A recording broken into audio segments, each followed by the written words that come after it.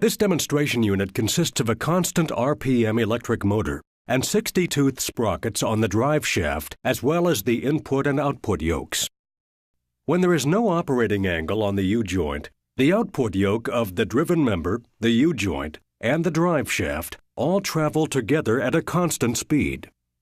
Watch the tape on these sprockets and listen to the sound the card makes as the drive shaft rotates at the same speed as the output yoke and U-joint.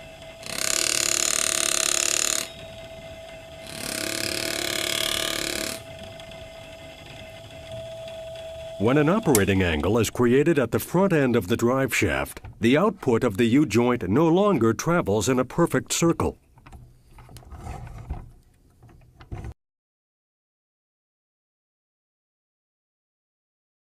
Instead, it travels in an ellipse.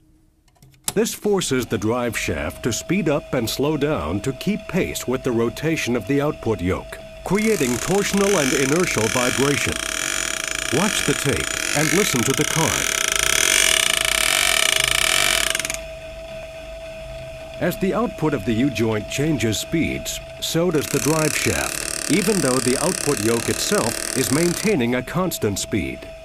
When the operating angles on each end of the drive shaft are not equal, the non-uniform velocity is transferred to the input yoke of the driven member. Making the center lines of the driving and driven members parallel will automatically make the U-joint operating angles equal at each end of the shaft. With equal operating angles, the non-uniform velocity of the front yoke is canceled by the non-uniform velocity of the rear yoke. This causes the output of the rear U-joint, the rear yoke attached to it, and the driven member to rotate at a constant speed. This is what we want, a constant speed into the driven member. Earlier in the program, we talked about phasing. Drive shafts that are not in phase do not rotate at a constant speed. Even when operating angles are equal, improper phasing can create a non-uniform velocity in the drive shaft and a torsional and inertial vibration. This is why Spicer recommends marking the components of a drive shaft before taking it apart. This will help you reinstall the components to maintain the correct phasing and reduce the chances of driveline vibration.